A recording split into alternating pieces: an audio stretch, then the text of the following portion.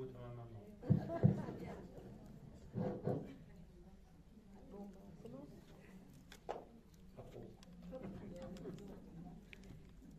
Alors on va commencer donc cette conférence. Donc je vous dis bonjour à toutes et tous. Donc l'année associative touche à sa fin et nous tenons à vous remercier pour l'avoir vécu à nos côtés. Merci infiniment à tous. Merci à nos adhérents pour leur soutien et leur partage. Merci à la commune d'Aimé qui nous fait confiance depuis le début. Et merci à mes amis qui sont toujours là et prêtes à nous donner un coup de main. Merci infiniment. La période que nous traversons incite au questionnement et au besoin de réconfort. Nous sommes heureux et honorés d'accueillir le docteur Éric Dudoit, qui est docteur en psychologie clinique et responsable de psycho-oncologie au CHU de la Timone. C'est donc avec plaisir que nous vous invitons à cette très belle et juste conférence qui, me semble-t-il, nous concerne tous. Je laisse la place au docteur Éric Dudoit et je le remercie infiniment d'être venu jusqu'à nous avec Martine, sa compagne ou sa femme. Voilà, merci à tous et bonne conférence.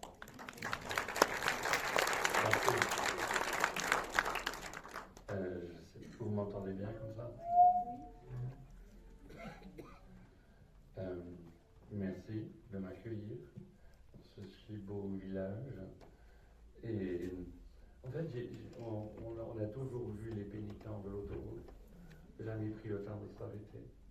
Vous m'avez appris à m'arrêter, donc je vous en remercie immensément. J'avais préparé un PowerPoint.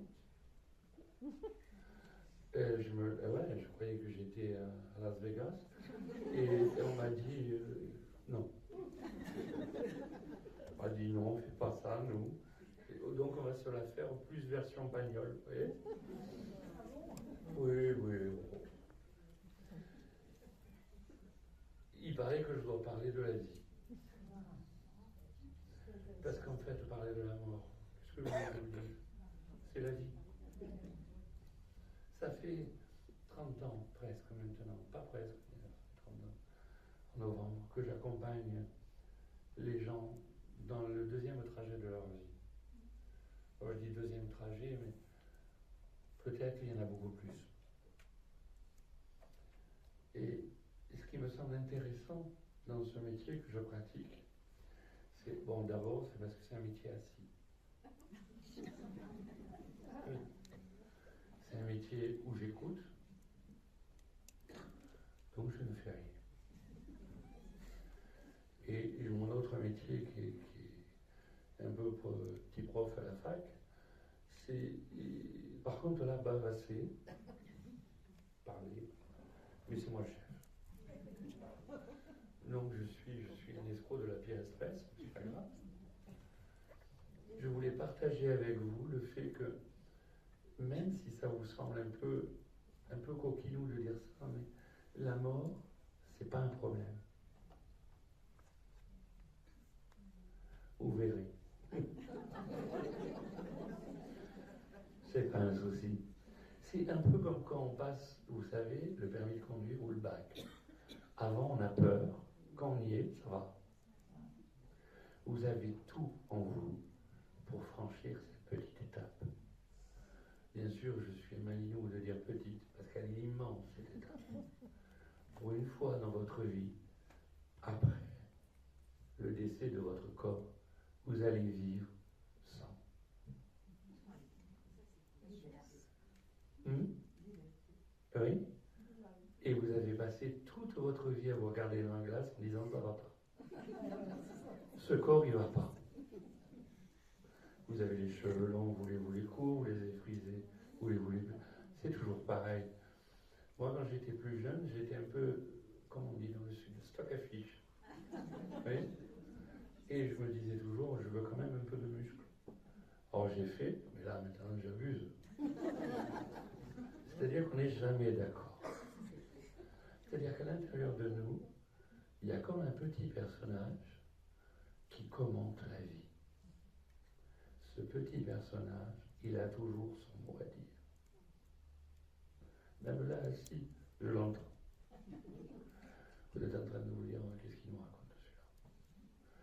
Ou alors vous vous dites, j'aurais pas dû venir. Ou d'autres qui se disent, il faut encore quand même de la moquette. Pas bon pour les poumons cette histoire. Chacun a son commentaire. C'est-à-dire que le commentateur intérieur, ou le tricoteur, vous l'appelez comme vous voulez, il ne peut pas s'arrêter. Et alors je sais qu'il y a des pubs sur Facebook, sur Instagram ou ailleurs avec des gens qui disent pas tout à fait la vérité, qui disent on peut arrêter de penser. Non. Par contre, vous pouvez ne plus en faire la première scène. Ça, c'est important.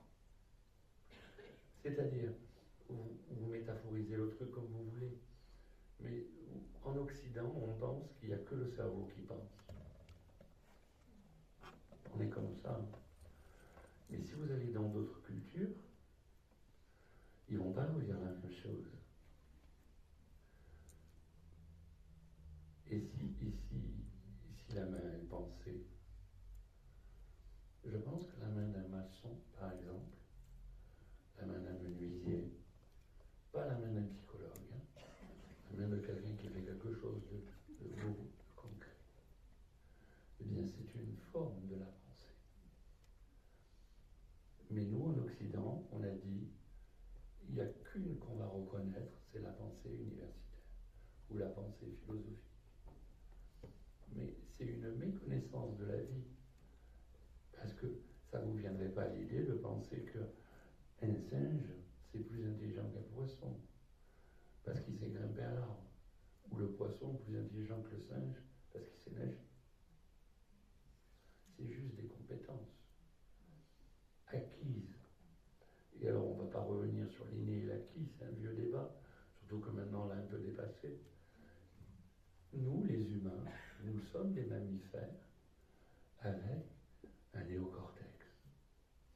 Alors pour ça, c'est pour notre plus grand bien, et bien évidemment, pour notre plus grand mal. Un animal, lorsqu'il a peur, il va avoir peur avec à peu près deux choses. Le premier, ça va être si je fais un grand bruit ou ça va l'effrayer. C'est un stimulus-réponse. Et puis, à force de lui faire, parce qu'on est sadique aussi dans la science, il faut le savoir, à force de stimuler à quelqu'un, un animal, et d'attendre sa réponse, eh bien, il va ne plus avoir peur. C'est ce qu'on appelle la peur acquise. Alors, il ne donnera plus de signes de peur, mais il aura peur, neurologiquement parlant. Eh bien, nous, les humains, on a ça, plus l'imaginaire. On est extraordinaire. On est extraordinaire. C'est-à-dire, moi, quand j'ai dit je vais au Mets, j'ai dit bon, je vais au Mets, quoi. J'ai eu 1h20 de route, 1h30. Et il y a toujours des gens pour me dire, tu vas tout seul. Fais attention. Je dis, mais fais attention de quoi? C'est-à-dire que la peur de l'être humain se projette. Il n'y a pas de maman dans cette salle. Non. Et les mamans ne font jamais cela. Et si. Et c'est pareil pour les papas. Mais les papas, c'est plus sournois. Les papas, ils disent, il n'y a pas besoin d'avoir peur, mais en même temps, méfie-toi. Donc on est à la limite du pervers. Pas tous les papas du monde, bien sûr. Et vous voyez, comme j'ai l'âge que j'ai, je genre mes choses. Si j'étais à l'université avec le mouvement woke, je ne peux plus genrer. Bon, ben, comme je leur dis, je vous emmerde. On s'en fout. La vie, elle se moque complètement de savoir si je suis féminin ou masculin. Elle se moque complètement de savoir mes attirances sexuelles.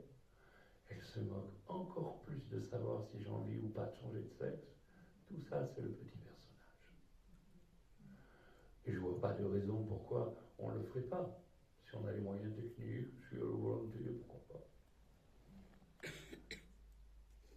Le seul souci, c'est quand on croit que tout ça, tous ces moyens techniques, toute cette petite philosophie, voire même d'aller voir un psychologue, ça va résoudre nos problèmes. Pas trop, hein. Vous me dites non, il faut que je gagne ma sauce au moment. Une partie, c'est vrai.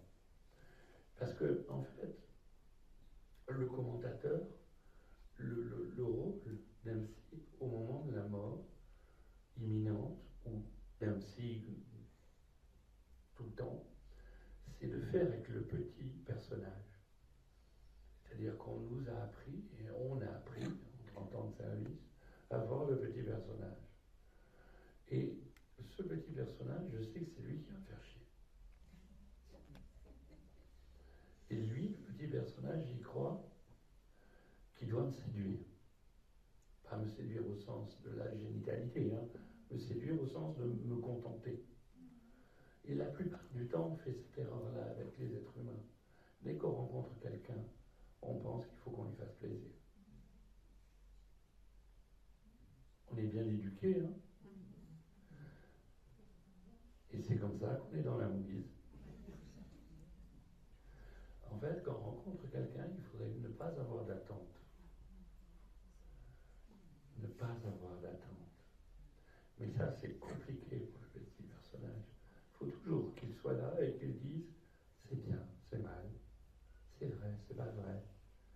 Et à l'intérieur de vous, tout ce que je vous dis, il y a comme un filtre, il n'est pas inconscient le filtre, hein, qui mesure comme le fait Google, vous connaissez bien Google, hein, c'est-à-dire que c'est un algorithme, et qui regarde par rapport à la grille que vous avez appris en disant là je suis pas d'accord, là je suis d'accord. Je ne vous ai rien demandé, moi. Pourquoi vous croyez qu'il faut être d'accord ou pas d'accord? Vous voyez comment on est structuré. Et c'est plus fort que nous, quoi qu'on y fasse. Parce que moi qui vous parle là, ne croyez quand même pas que j'échappe au truc. Je vous vois. En plus, je vois vos pensées. Pas joli de ce côté-là. Hein. Et donc, c'est terrible. Parce qu'en fait, je peux interpréter tous les mouvements. Imaginez que vous vous endormiez. C'est quand même, comme le dit. Vous vous rappelez le film Chouan? Quand je dis ça à l'université, il n'y en a pas un qui me répond. On est vieux, hein? Dans le film Chouan, Noiry dit une chose très jolie. Son révolutionnaire de gamin voulait foutre le feu à l'église, il dit arrête. Quand tu vas à l'église, tu y vas juste pour dormir. Comme ça, tu es avec les anges. C'est une très jolie poésie. Alors, je ne sais pas si vous avez une église ou mais.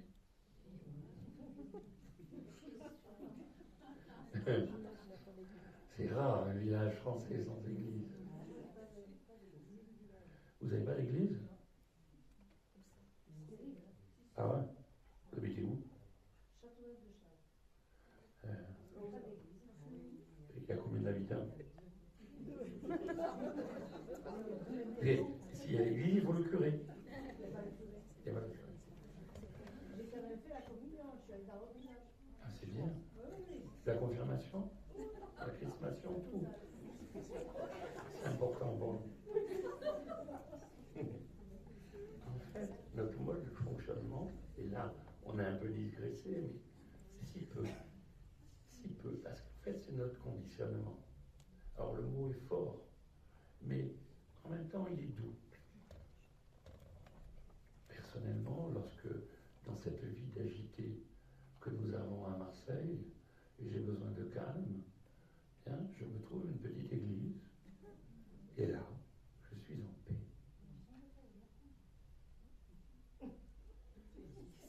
Il faut qu'elles soient ouvertes. Ouais, à Marseille, on les ouvre, sans problème. Et pourquoi? Eh bien, simplement parce que c'est un lieu qui semble chargé de quelque chose, de quelques prières. Mais quand j'étais à Istanbul, j'allais dans une mosquée. C'est pareil. Une synagogue, c'est pareil aussi. Ah ouais. Vous êtes sûr, hein?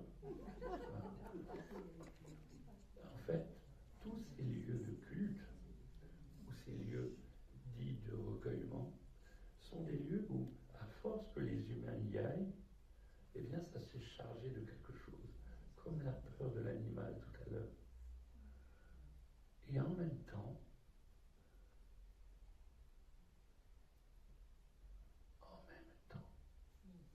il n'y a pas une seconde sans que vous vous sentiez coupable.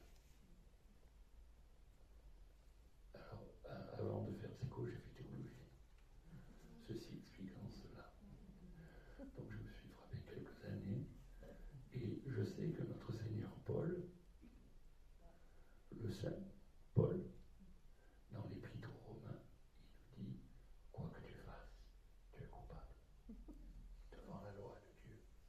C'est une reprise des vieux textes hébraïques. Et en même temps, si je vais du côté de nos amis les musulmans, c'est exactement la même chose. Alors dans ma vie, je me suis dit, je vais aller chez les bouddhistes. Ils ont recommencé. Mais eux, ils le disent différemment. Ils disent, c'est un mauvais karma. C'est pareil, hein. Alors je me suis dit, je vais aller du côté des maîtres indiens. Nisargadatta Maharaj, vous connaissez?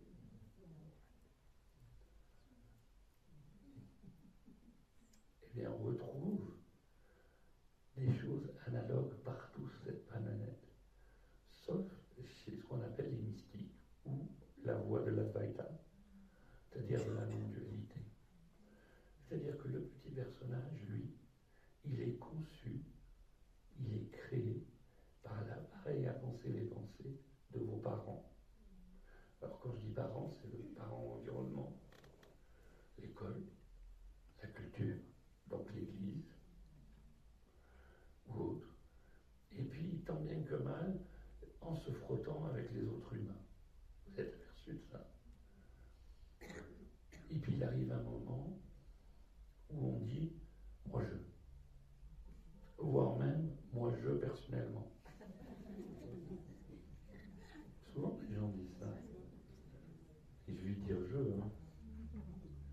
Et en même temps, comme ils ne sont pas assurés d'être je, on ne sait jamais. Eh bien en palliatif, le problème, c'est que ce fameux petit personnage, ce je, ce moi, on s'apprête à le quitter.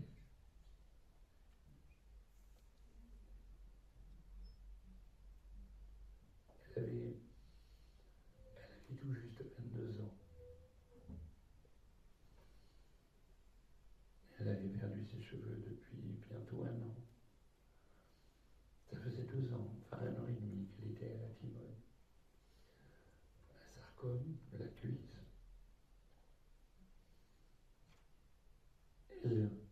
Elle avait fait une année à la faculté de droit. Elle était pompier volontaire.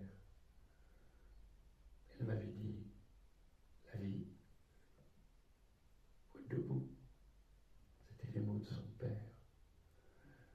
Je l'ai laissé me dire ça. Pendant 1 an et demi,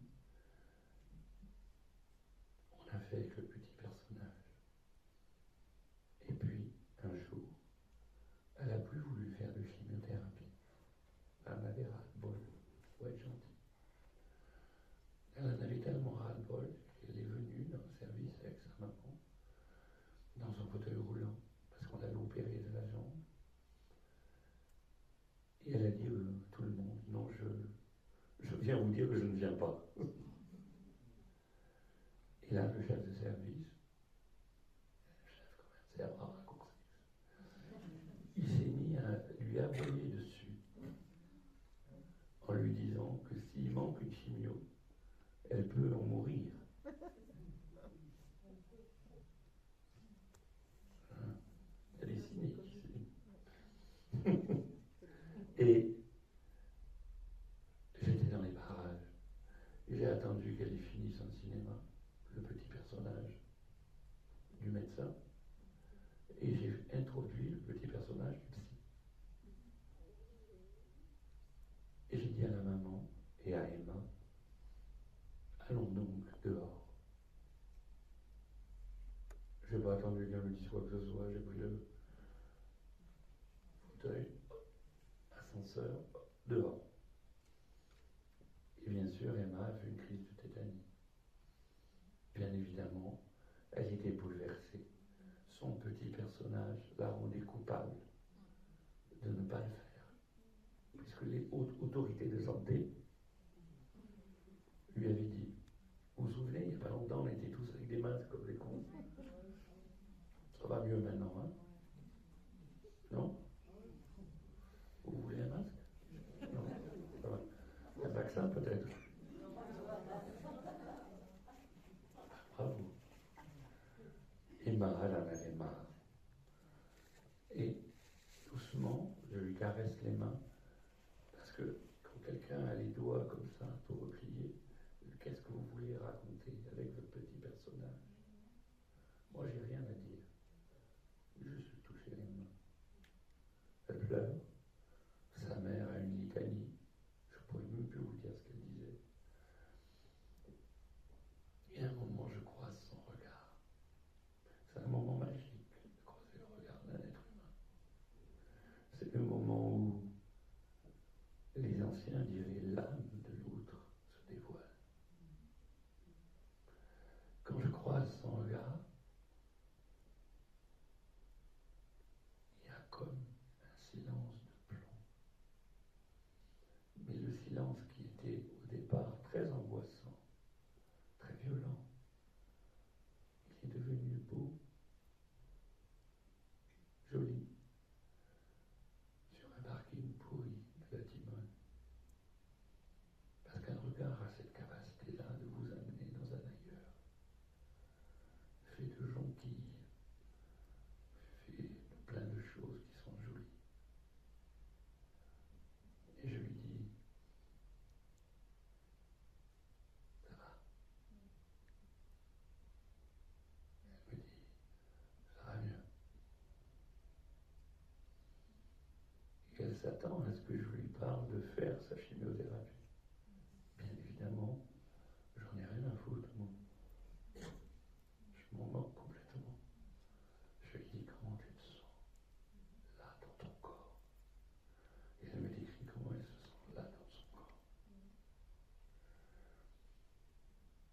Elle me dit, ça me fait peur, moi, la chimiothérapie. Je dis, ah. Et comment allier cette peur? Je suis là toute seule. Même s'il y a maman, je suis toute seule. J'ai peur. Ça me fait mal au cœur. C'est dégueulasse. Tout est laid. Et je la laisse tout tranquillement descendre ses propres escaliers. Parce que quand un être humain a besoin de descendre à l'intérieur de lui, il faut juste le laisser descendre. Et je lui dis, allons-y. Je vais avec elle. Et elle me raconte sa peur. Combien c'est difficile. Et bien évidemment, je fais plus qu'écouter. Je suis avec elle, je descends les mêmes marches. Et moi, je commence à avoir peur aussi. Parce que si je ne ressens pas la peur, comment je peux l'aider? Mais je ne me laisse pas emporter par elle. Je la regarde, la peur. Et je la laisse passer. Et je la sens. Elle a raison. J'aurais moi aussi peur.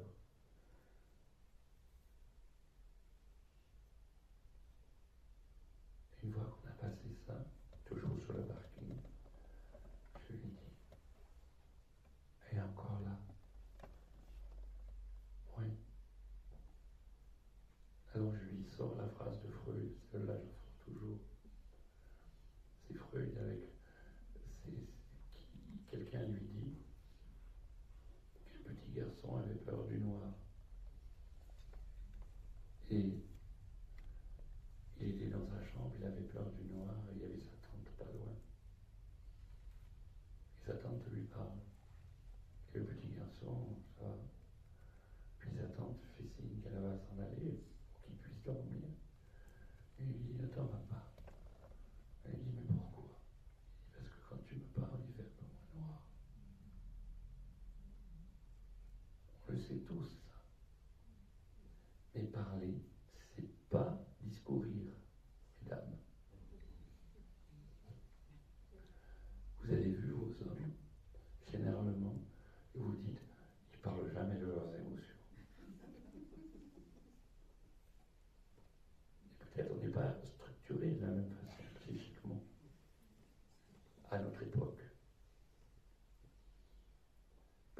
qu'à l'intérieur de nous, on a du mal à dire ses émotions.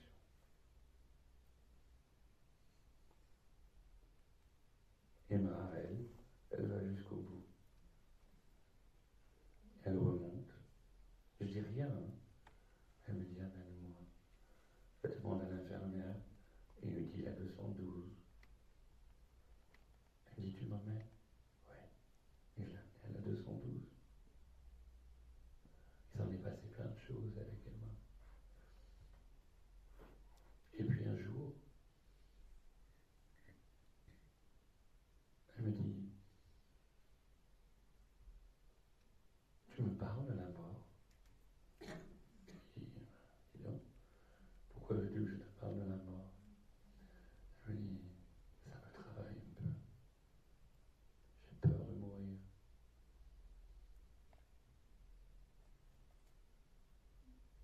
Alors je lui parle de la mort. Je lui dis, tu sais, la mort, pour la plupart des êtres humains, c'est juste un moment de douleur qui est très vite passé.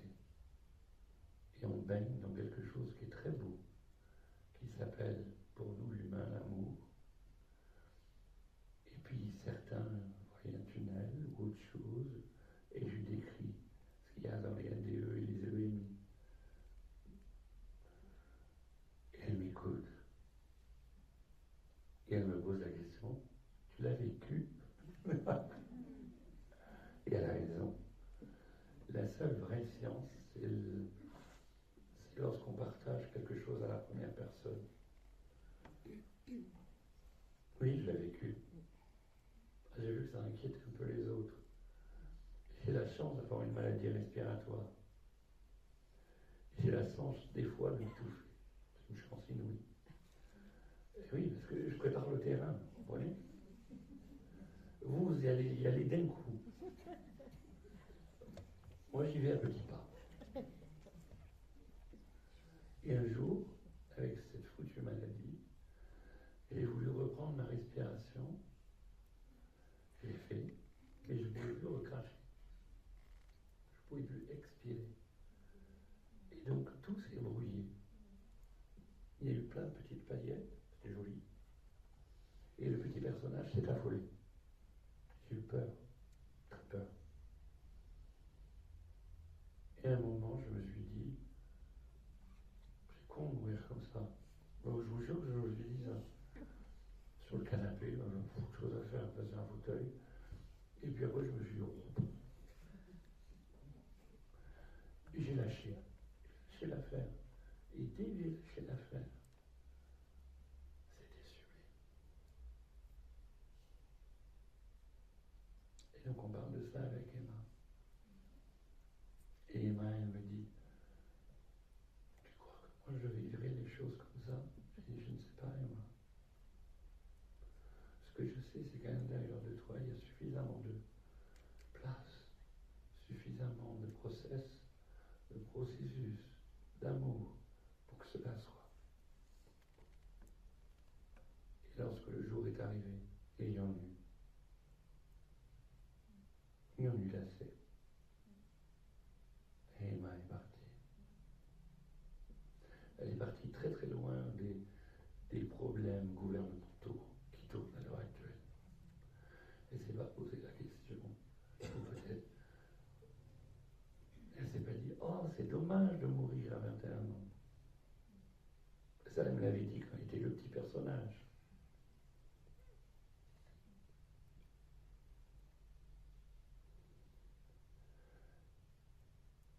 Comment ça fait de penser comme on pense? Vous avez posé la question? Vous avez posé la question de savoir si votre pensée elle-même était quelque chose qui était de l'ordre du rêve ou de quelque chose de plutôt Saint Thomas, vous voyez? Je crois que ce que je vois. Emma, elle est partie. Elle est morte.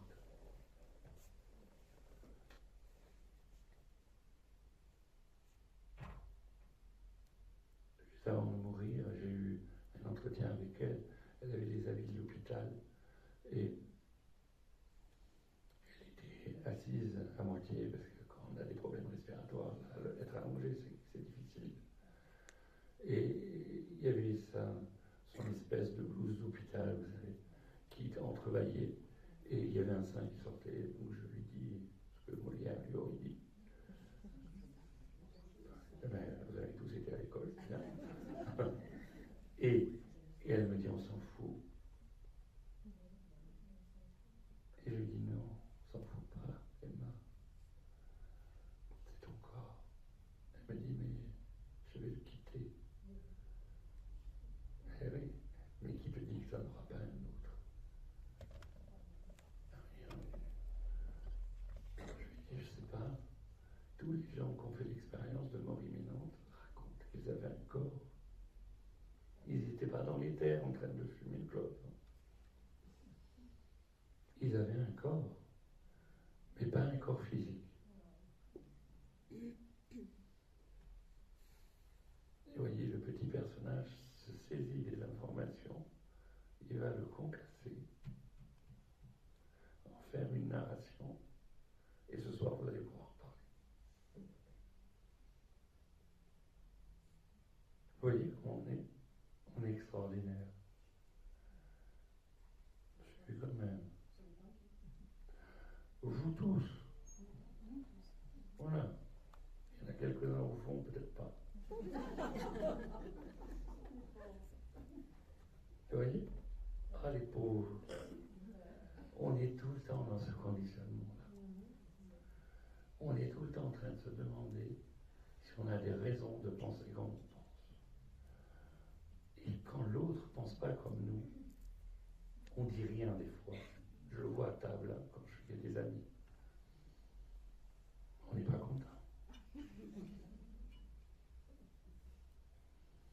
Même si, par exemple, je lance là aujourd'hui, juste pour s'amuser, je vous dis, on y va pas dans l'euthanasie. Je vais scinder automatiquement la salle dedans. Et oui. Non, c'est pas mon affaire. C'est l'affaire de petits personnages. Lui, il veut répondre. Il croit qu'il a les capacités de répondre. D'ailleurs, au gouvernement, il pense qu'il le pense. Moi, je leur ai dit, venez. Moi, ça fait 30 ans que j'accompagne des gens qui meurent. Je ne dis pas que je suis un expert, j'ai horreur des experts. Mais j'ai un peu de terrain. Peut-être qu'il faut un peu de terrain, non? Ça fait quoi? Je ne vois pas d'ici, déjà que je suis à moitié aveugle. Dites-moi.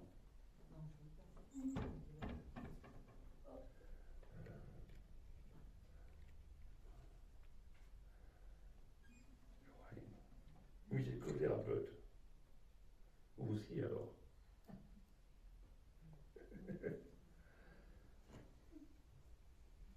On est tout le temps clivé. Et vous voyez, est-ce qu'il y en a qui sont sur Facebook ou Instagram ou TikTok? Eh bien, c'est tout le temps clivé. Et c'est fait pour nous cliver. Ah ben oui. Et qu'est-ce qu'on fait, nous, pour ne pas être clivé?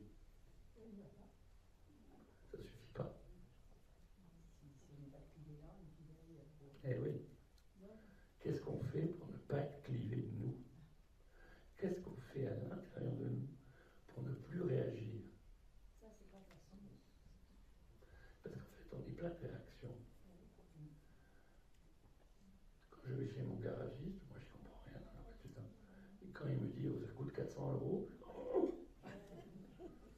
et dans ma tête, j'ai pas loin de, ouh là là, c'est un voleur. Peut-être pas. Qu'est-ce que j'en sais, moi? Il faut que je lui fasse confiance. Mais comme dit Hannah Arendt, comment faire confiance à quelqu'un quand tout le monde ment? Et ça, c'est un petit peu le problème de notre époque. Comment je fais confiance? Comment je fais confiance à quelqu'un?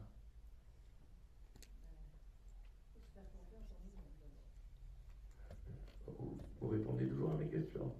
C'est comme ça. Non, je suis gentil. Alors, c'est vrai que se faire confiance à soi-même, c'est pas mal. Mais c'est le petit personnage, il va vous rouler dans la farine.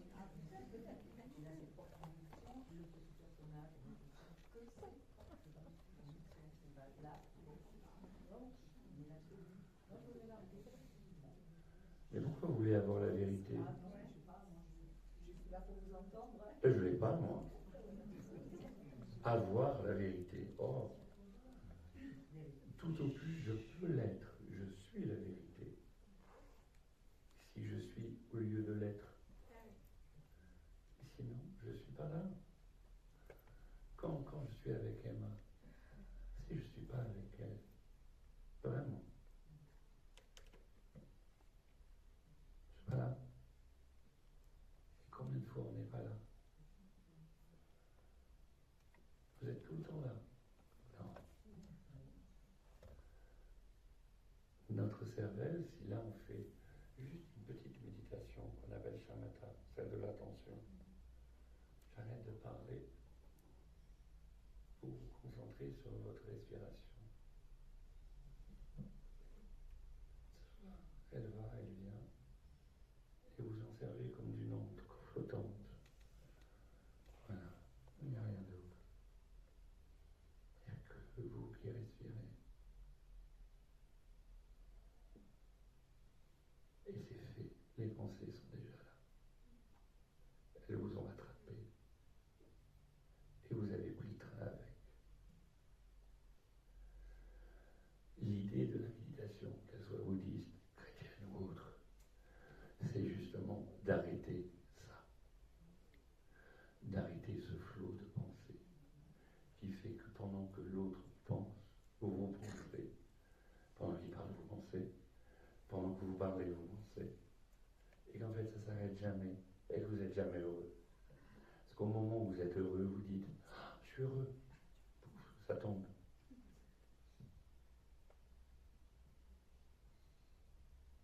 Arrêter le flot des pensées, c'est juste les diminuer parce qu'on ne peut pas les arrêter. Mais on peut les regarder. Je peux me regarder penser. Quand je me regarde penser, je vais rigoler de Ludu. Oui, vous dites docteur du doigt, moi je dis Lulu. Et je vois bien qu'il dit des conneries. Parce que faire des études, c'est pas devenir intelligent. Non, mais je vois bien quand vous me regardez et que vous savez que je suis docteur, vous avez un peu plus de déférence que si j'étais un charbonnier. C'est culturel. Et vous me dites non, mais je sais qu'on est comme ça. Parce que j'ai fait l'expérience à la Timone, et j'ai mis l'habit des aides-soignants. Ah, ça n'a pas loupé, hein, on m'a dit le brancardier. Avec la carrure que j'ai, je suis kiné au brancardier. Hein. Et non, je suis psy. Et on est tout le temps, et moi y compris, il n'y a pas que vous, c'est moi y compris, à se faire avoir comme ça, tout le temps. L'idée du soin palliatif, c'est que ça nous permet de mettre un peu de distance dans ce chemin qu'il y a de soi à soi. Est-ce que vous avez remarqué que quand vous êtes angoissé, le chemin à l'intérieur de vous est très court, très petit. C'est comme si vous tourniez dans une petite pièce. Et que quand vous êtes bien, quand vraiment tout va bien, quand vous êtes chez vous, tranquillement, avec votre amoureux, avec vos animaux, à l'intérieur de vous, il y a l'espace. Ça veut dire que vous avez cette capacité, qu'ont tous les êtres humains, de faire de l'espace à l'intérieur de vous. Ou de faire une prison. Ça ne dépend pas de dehors. Ça ne dépend pas de M. Sarkozy. Ça ne dépend pas de M. Macron, ni M. Mélenchon, ni Mme Le Pen. De vous.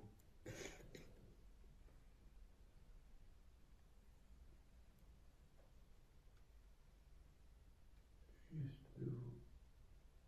Ce que m'ont appris appris d'autres petits personnages qui sont venus me visiter, c'est qu'on ne meurt jamais seul.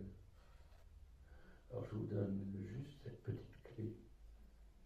N'allez pas chercher à regarder les gens qui sont morts. Mais quand vous allez mourir, vous allez être étonné de voir qu'on vous attend. Non seulement on vous attend, mais on vous a préparé un endroit dans lequel vous allez pouvoir naître au ciel, comme disent les gens de l'Église. Bien sûr que votre petit personnage, lui, il va avoir la trouille.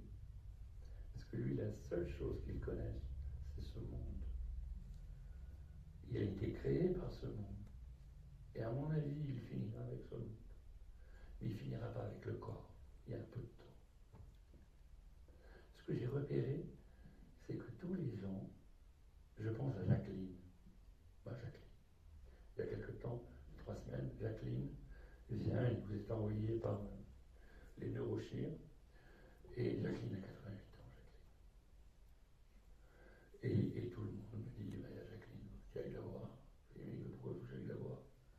Et elle vient d'arriver, et Jacqueline, elle a du mal à parler. Ils disent peut-être les gaga, on ne sait pas, neuro.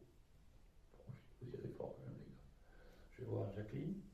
C'est vrai qu'elle avait du mal à parler, mais en s'asseyant, en prenant un peu de temps, ouais. Et je suis là avec une collègue médecin. Et le collègue médecin, lui, il veut toujours lui dire relevez-vous, vous prenez plutôt de l'eau piquante que de l'eau. Il est toujours plein de conseils, ce coup. Donc je lui dis c'est bien que tu te tais aussi. Il est plus jeune, ça va, je peux lui dire. Et je lui dis écoutons Jacqueline. Qu'est-ce qui vous arrive, Jacqueline? Je lui demande son prénom, elle me dit Jacqueline, je lui dis moi c'est Eric, par appeler le docteur toutes les 30 secondes. Et elle me dit ouais.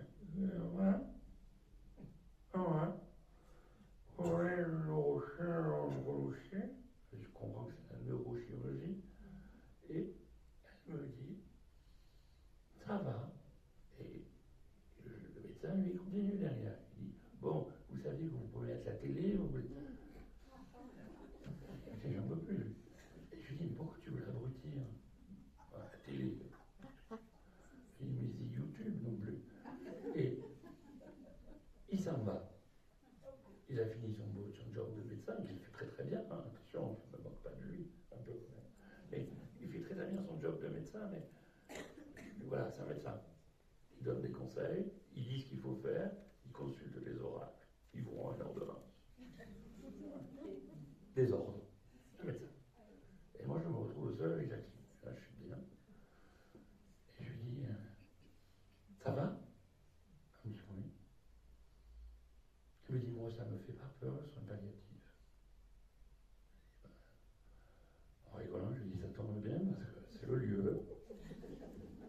Elle sourit. Et elle me dit, j'ai accompagné ma sœur il y a quelques années. Elle avait peur du soin palliatif. Et comme elle avait peur, je l'ai caressé la joue. Je suis resté auprès d'elle tout le temps.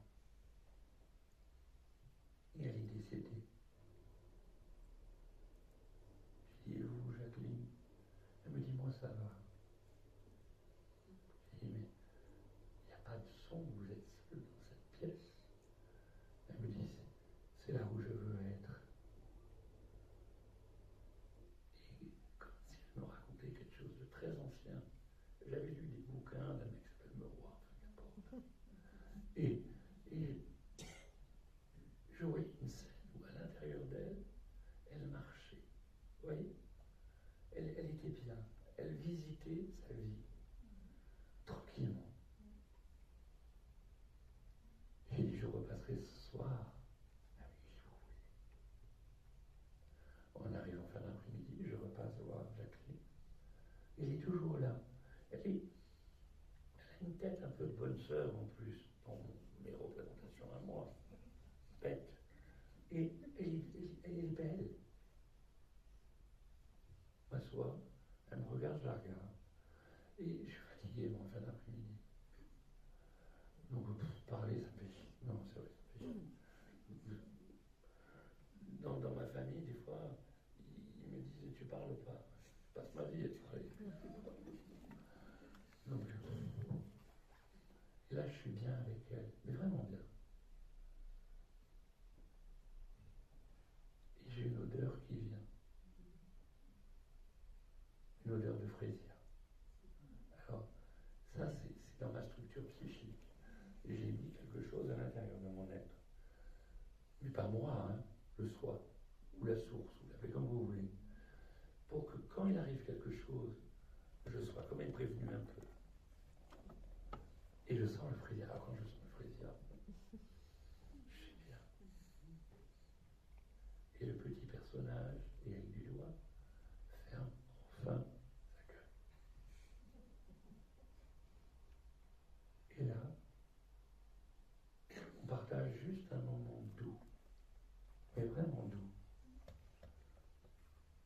Je ne sais pas où aller exactement, mais moi je sais où je suis. Je suis sur le bord de la mer, dans une plage qu'on appelle le Mugello à La Ciotat. Quand j'étais petit, j'étais allé là-bas, parce que ma maman était prof au Moulette.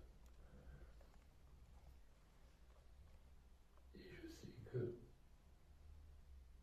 je ne suis pas là-bas réellement, mais je sais que je ne rêve pas.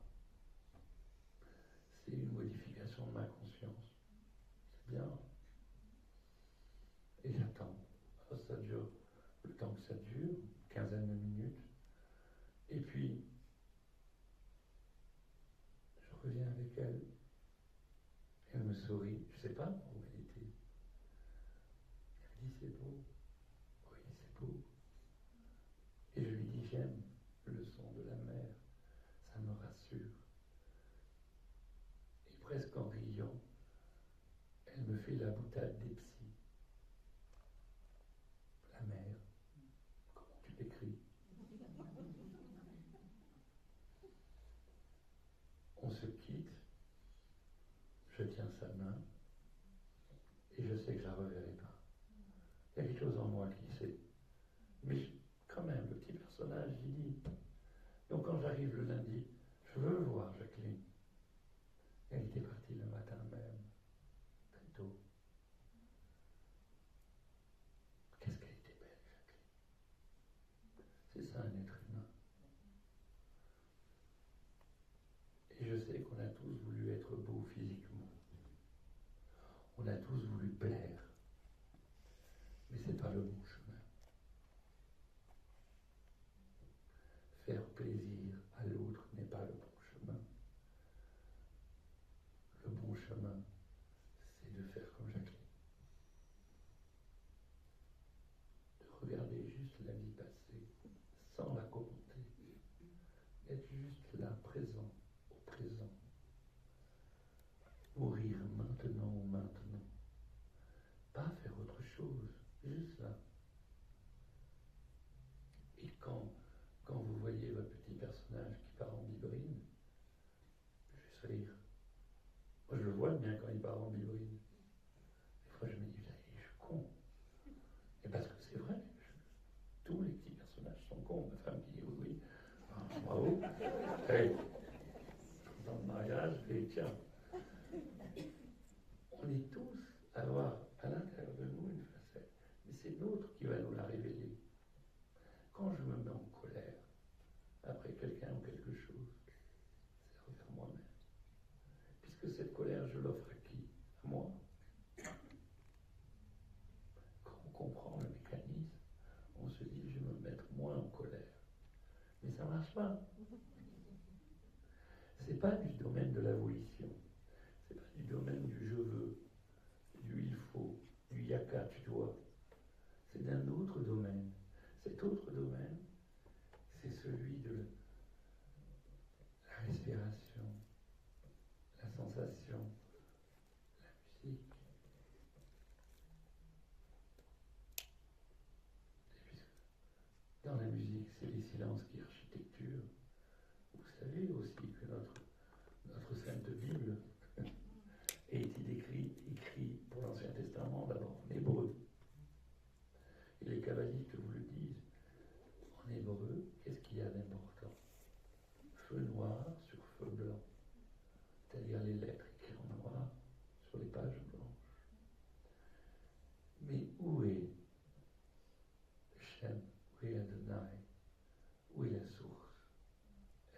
pas dans le feu noir, elle est dans le silence du feu blanc. Mais où est votre être dans votre silence? Il n'est pas dans votre narration. Il n'est pas dans tout ce que vous avez construit, qui est beau, hein, pas de souci, mais qui n'est pas vrai. C'est pas vrai. En fait, l'école vous a appris à vous auto-exploiter. C'est Ivan Illich qui le dit de manière différente, mais l'éducation que nous avons reçue à l'école ne nous a pas rendus intelligents. Elle nous a rendus pas trop bêtes. Et ça fait toute la distinction. Moi qui ai fait beaucoup d'études, je sais faire que ça, pour faire plaisir à maman sûrement. Et je pourrais me dire, ah, maintenant c'est bon, quoi. Et bien plus ça va, et plus je me dis, putain, je suis vraiment bon. Il y a une quantité astronomique de choses que je sais pas. Mais astronomique. Et comme j'ai un métier génial, parce qu'on doit la fermer pour écouter l'autre, et j'écoute tous les métiers que je rencontre, et je me dis, putain, mais je ne savais pas. Et les métiers, des fois, c'est des métiers auxquels on ne pense pas, mais quand il y a un déménageur qui me raconte quelque chose, il me raconte son métier. Et moi, je pourrais me dire, ça va, déménager, je sais faire. Ben non. Et ça, c'est beau parce que ça nous permet d'être humbles. Pas vis-à-vis de l'autre, mais vis-à-vis de soi. D'arrêter de croire qu'on est tout puissant. Peut-être on ne sait pas grand-chose. Vous vous rappelez, peut-être, le Covid-19 ? Moi, je me rappelle, c'était une scène. Pour moi, c'était le summum. On était payé à rien faire, ça me plaisait. Et moi, je devais aller à l'hôpital. À l'hôpital, il n'y avait pas de famille. Les gens mouraient seuls. Hein. C'était juste horrible. Mais pour nous soignants, ça allait. Et en plus, à un moment donné, je ne sais pas ce qu'il leur a pris, ils nous ont applaudi.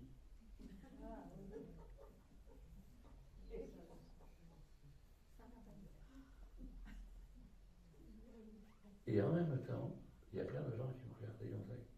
T'as accepté la piqûre? Alors j'ai beaucoup d'amis qui sont dans la zone dite complotiste. Vous voyez? Des gens bizarres, quoi. Mais j'en vois quelques-uns là autour. Et je me disais, mais tu t'es fait vacciner, mais alors que Louis Fouché, le mec de la Conception, l'hôpital d'à côté, lui, il l'a pas fait. Et lui était le héros. À un moment, j'en ai eu marre. Je l'aurais écouté. Lui, il a décidé d'abandonner les patients, c'est son problème. Moi, j'ai décidé de mourir avec eux. J'ai plus rien entendu. Hein? Intelligent, le garçon. Et le soir d'après, c'était reparti. On se fait vacciner ou pas? En plus, j'étais pas loin de Raoult. Putain, il m'a fait des yeux. Ah, je sais pas, moi. Puis il fait de sa vie, je m'en fous. Mais c'était invraisemblable. Mais c'était une époque où on voyait bien le petit personnage. Mais peut-être que maintenant, il est toujours là, le petit personnage, on le voit moins. Mais c'est toujours clivé.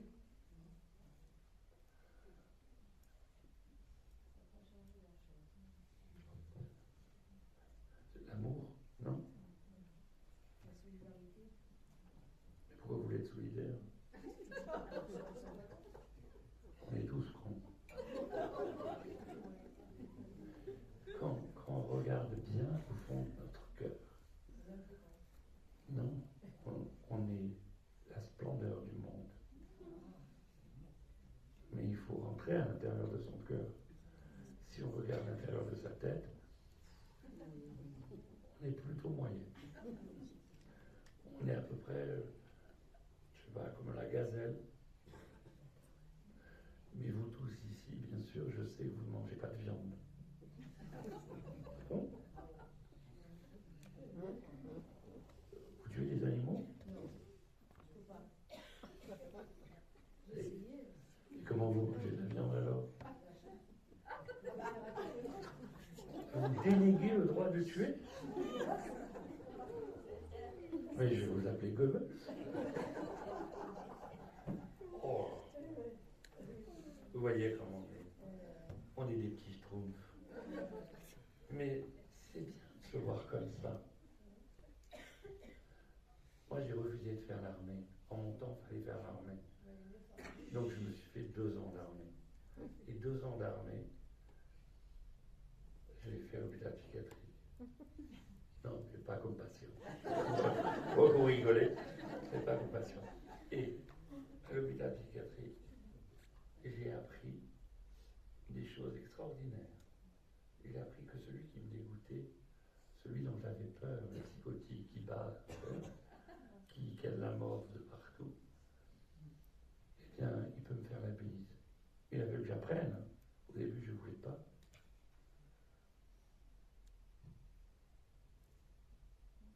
Peut-être un jour, vous allez apprendre dans le regard d'une vache qu'il y a de la conscience. Et vous n'allez plus vouloir en manger. Et vous allez lui dire, c'est bon les sardines? C'est un animal aussi. Et un animal moins conscient. Ah, c'est encore moins conscient. Sa vie, vous avez raison. Mais vous, quand vous mangez un animal, vous mangez la mort. Je vous laisse avec ça. Non, chacun fait comme il veut, on s'en fout. Mais c'est juste pour vous dire comment sont structurées les pensées. Chacun fait comme il veut, ça ne pose pas de souci. Par contre, le tout, c'est d'être avec soi-même authentique, pas honnête. On a le droit de mentir à l'autre. On n'arrête pas. Mais avec soi authentique. Et en fait, au moment de la mort imminente, c'est ça qui ressort. C'est le niveau d'authenticité. C'est pas combien d'êtres humains j'ai aimé, c'est comment j'ai aimé. Comment je me suis mis face à la vie. Comme dit Kersozon, j'ai été poli avec la vie. C'est la plus belle phrase au monde. J'ai été poli avec la vie. Et chacun, on a fait nos bêtises. Comme tout un chacun. Et avec ça, est-ce que je peux vivre? Moi, je peux vivre avec mes bêtises. J'en fais plein. Mais je ne me mens pas. Je sais que j'en fais. Eh bien, le soin palliatif, c'est un visier pour apprendre ça. Et j'ai un jeune homme qui m'a appelé un jour, parce que c'est la mode du FaceTime, en visio. Quelqu'un m'avait dit, il faut vraiment voir ce monsieur. Et en visio, c'était un monsieur qui habite plutôt vers l'ouest de la France. Et il se présente à moi, c'est un homme d'une trentaine d'années.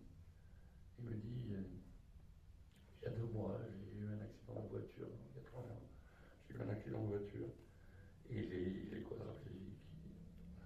Il n'y a plus que le haut de sa tête qui peut bouger. Et j'ai demandé à partir en Suisse pour mourir. Mais avant, je voudrais que nous parlions ensemble. Je veux bien parler avec vous, il n'y a pas de souci, mais de quoi voulez-vous parler? Il me dit de la mort. Je vais dire, c'est qui?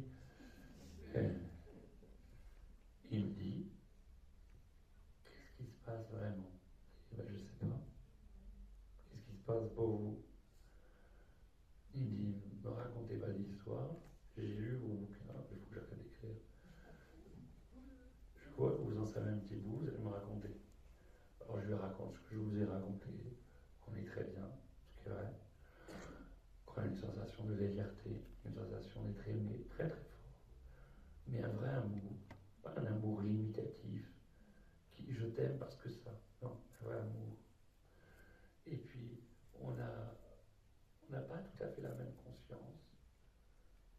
C'est-à-dire que là, on poserait des questions que dans cet état-là, on ne poserait pas.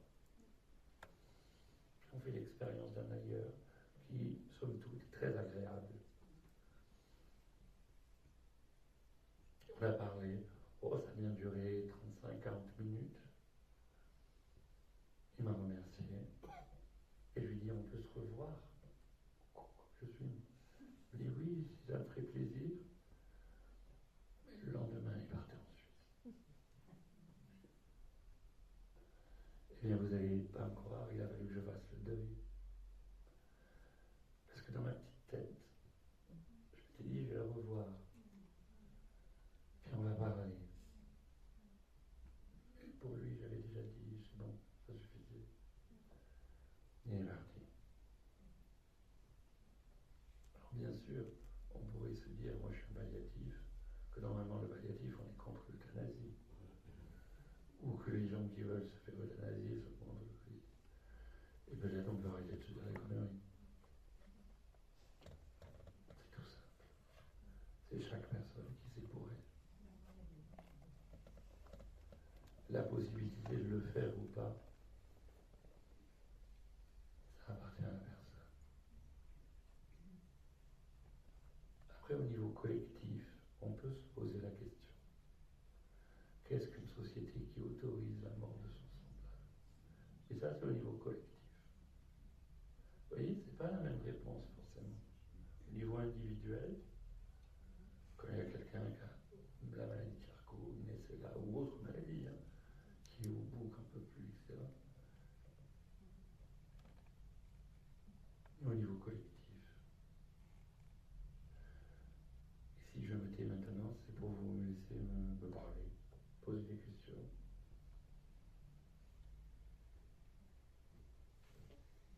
C'est abrupt, hein? Moi j'aime bien les trucs abrupts. On commence de manière abrupte, on finit de manière abrupte. Est-ce que vous avez des questions? Ou simplement des témoignages? Pas trop long, hein? Après ça me fatigue, moi. On ne dépasse pas 5 minutes. Chaque conférence, il y a toujours quelqu'un qui dit je vais vous raconter, puis il me raconte sa live. Et il me donne 50 €, je veux bien, mais sinon non. Qu'est-ce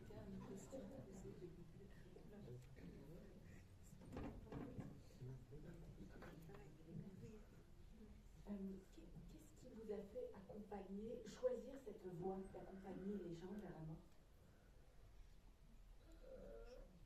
En fait, c'est la vie. En fait, pour tout vous dire, j'ai jamais rien choisi, moi, dans ma vie. Quand j'étais petit, je suis passé devant la Timone et j'ai dit à ma mère, qui conduisait la voiture, je travaillerai là. J'ai jamais voulu être médecin. Jamais. La seule chose qui m'a intéressé dans ma vie, c'est Dieu. Mais vraiment, hein. Donc j'ai fait théologie, j'ai appris l'histoire des religions, etc. pour savoir qu'est-ce que c'était que ce truc. Et en fait, tout m'a préparé à ce que je rencontre un monsieur qui était on appelle ça un patron de médecine, patron, qui m'a dit l'oncologie, plus que la cancérologie, le soin palliatif, c'est la terre du sacré. J'ai dit ça me va, je reste. C'est aussi bête que ça. Mais je crois qu'à l'intérieur de nous, il y a un être qui est très très proche de vous et qui sait mieux que vous, on appelle ça l'âme, qui sait mieux que vous là où vous allez. Et à chaque fois que j'ai voulu m'écarter de ce chemin-là, j'ai compris qu'il fallait pas s'en écarter. Gentiment, j'ai compris. Où va? Merci. Et là.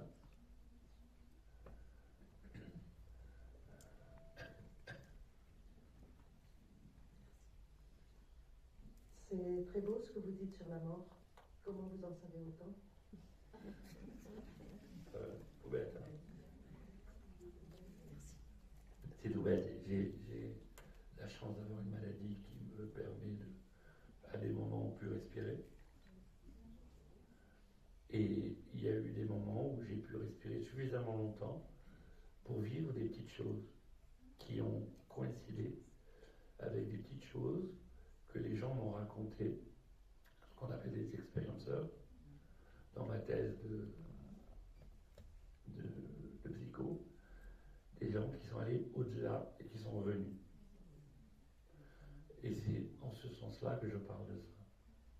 Mais ceci est la vérité du petit personnage réguleux. Pour ce qui concerne l'expérience que j'ai vécue, les mots humains vont être faibles.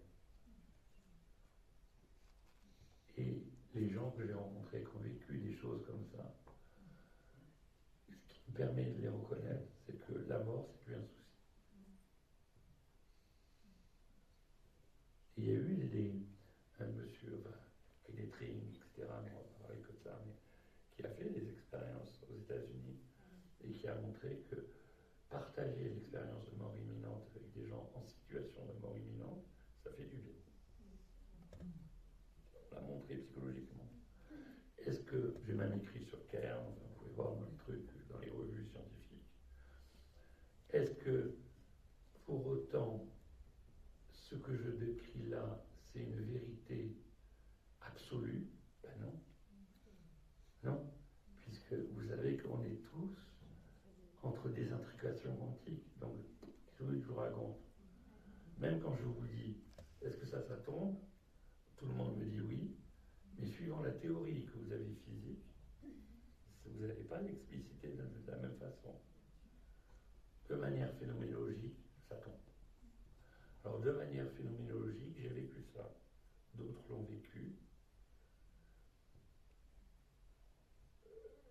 Ça m'arrange bien de vivre avec.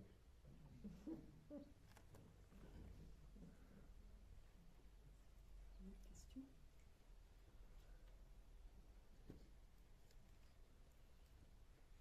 Quelqu'un veut poser une question? Je vais faire un petit mot. Un petit mois. En 2016, on s'est croisés avec le Père Brune. Et depuis 2016, ce regard, il est là. Et il y a des centaines de personnes qui tenaient à vous remercier aujourd'hui. Parce que la vie a fait qu'on s'est croisés. Et depuis 2016, je suis à plus de 700 personnes que j'ai pu aider. Sans avoir de lien direct avec la Timone. Donc voilà, un petit merci du petit moi et des centaines de personnes que j'ai pu aider. Oh, merci. Juste parce que vous étiez les deux ce jour-là et que la vie a fait qu'on s'est croisés, j'ai écrit mes bouquins et j'ai pu aider les gens. Vous avez écrit quoi comme livre? Ils doivent être sous une pile sur le bureau. Arcana, j'ai choisi de vivre et j'ai choisi d'être libre. D'accord. J'étais complètement larguée après une expérience de mort imminente. Super. Et je ne savais pas où aller. Et la vie a fait des rencontres. Donc vous avez vu le Père Brune et quelques autres. Ouais. Ah bah après, ça s'est enchaîné avec Nicole Dron. Nicole, oui. J'appelle Mamie Lumière. Ben en 15 jours, en fait, j'ai pris quelques claques. Il y a eu vous, il y a eu Charbonnier, il y a eu Père Brune qui m'a aidé, et puis Nicole Dron qui m'a rappelé que quand j'étais de l'autre côté, on m'avait demandé d'écrire des livres. 9 ans après, voilà. Et vous l'avez fait? Ben ouais. Ah ouais. Bon, on m'a rien demandé, mais j'ai fait quand même. Non, mais c'est comme on dit, on sait, on n'y va pas parce qu'il y a le petit moi qui dit non, non, non, non. Oui. Et il y a tout qui nous ramène à ce qu'on doit faire. Oh, merci beaucoup. Donc merci pour ce jour de 2016 et tout ce qu'on a voulu vous apporter. Merci à vous. D'autres questions?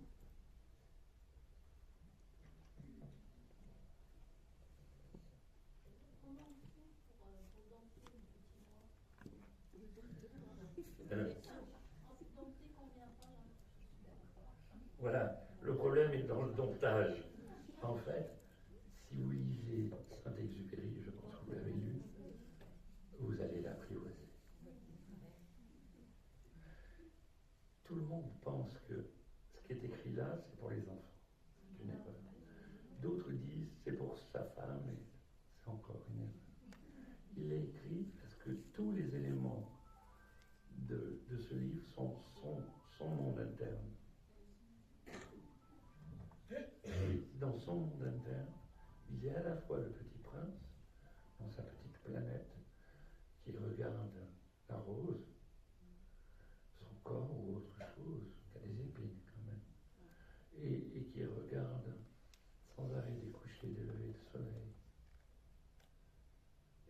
pose des tas de questions comme nous. Et à chaque fois, vous vous souvenez, quand il y a la lumière de réverbère, lui, il veut domestiquer les étoiles. Il les compte pour que ça lui marche. Je dis, ben, ça ne comprend pas. Et si vous suivez le chemin de votre nature, de votre âme, je ne sais pas comment vous l'appelez, votre soi, eh bien, vous n'allez plus compter les étoiles. Vous allez juste les contempler. Juste vous laisser bercer. Et vous allez vous raconter peut-être une histoire, parce que vous êtes humain, et les humains, ils se racontent des histoires. Mais une histoire douce pour une fois. Et dans cette histoire douce, vous allez même laisser perler une larme, ou un rire, ou une tension. Et vous allez laisser tout ça vivre. Et le petit moi, lentement mais efficacement, va s'effacer. Il reviendra. Non? Vous le regardez? Moi, des fois, quand il revient à une telle vitesse que j'ai déjà fait du grabuge. Hein. J'ai déjà engueulé le chien, j'ai gueulé après ma femme, et puis d'un coup, elle vient me... J'ai tort. Mais je ne vais pas en rajouter. Elle aimerait bien, ma femme, que je rajoute, mais je ne vais pas en rajouter. Parce que c'est son problème, après tout. Moi, j'ai dit ce que j'avais à dire. Voilà. J'aurais peut-être dû le dire autrement. Ouais. Prochaine fois.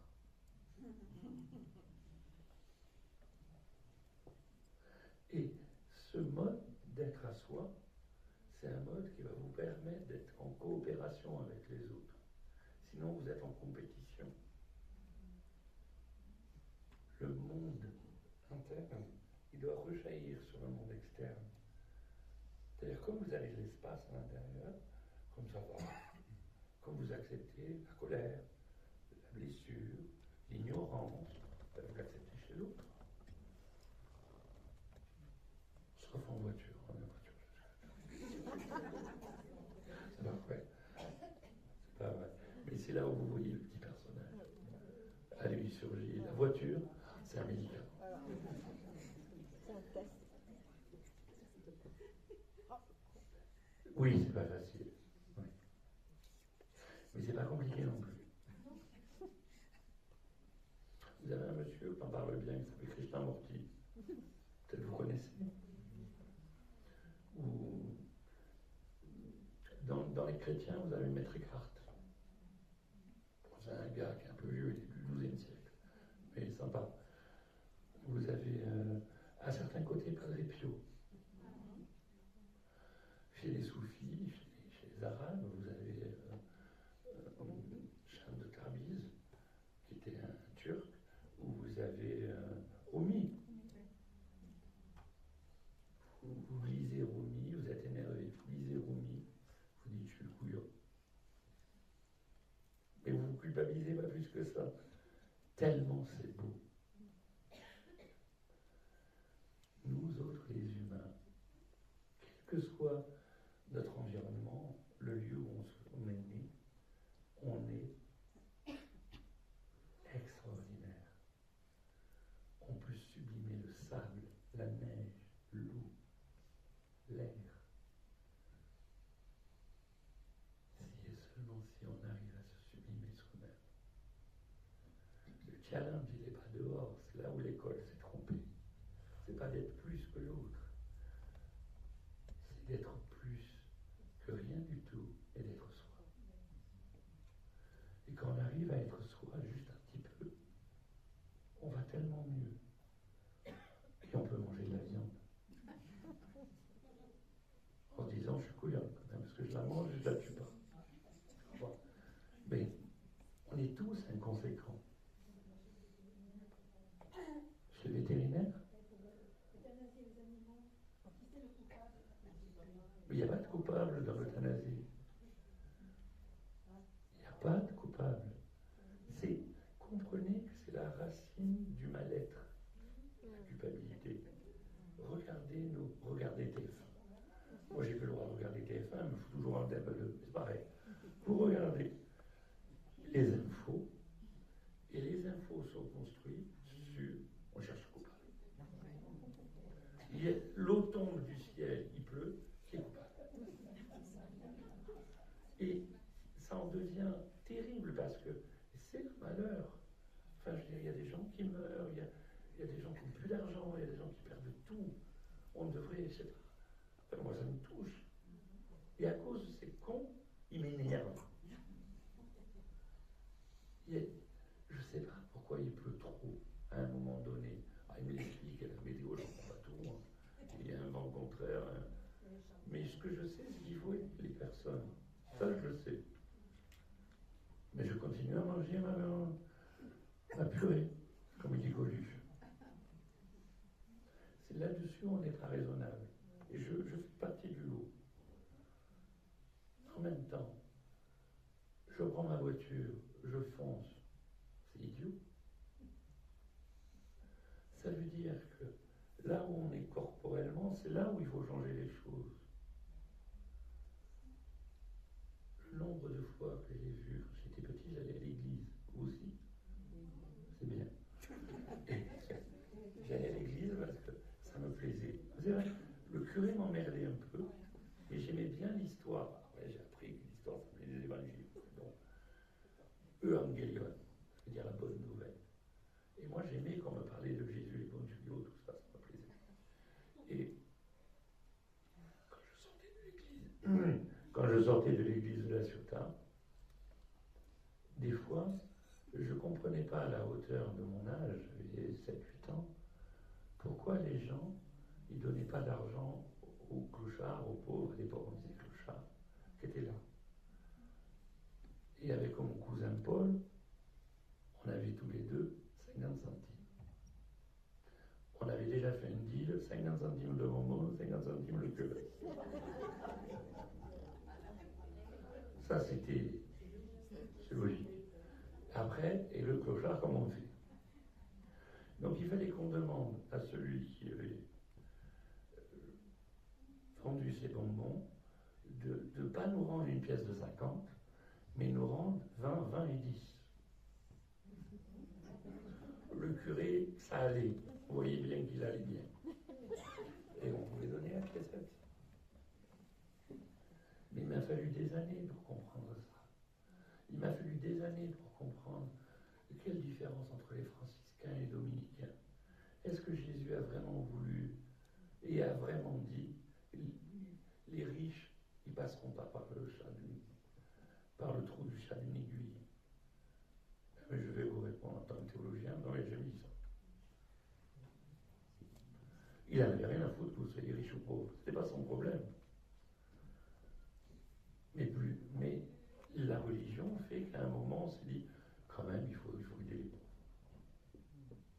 Mais ça, c'est une affaire du petit moi, comme du petit garçon que j'étais. Je me suis dit, il faut aider le monsieur. Et là encore, à l'heure actuelle, il m'arrive de donner, si j'ai envie. Il m'arrive de ne pas donner, si j'ai envie. Mais ce que je sais, c'est que je partage l'espace avec l'autre. Et que s'il est là, clochard ou pas, c'est qu'il a quelque chose à me dire. Même dans le silence.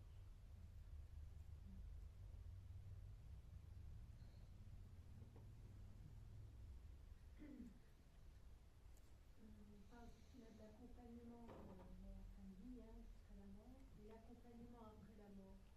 Vous pouvez nous en parler? Parce qu'on parle de passeur d'âme,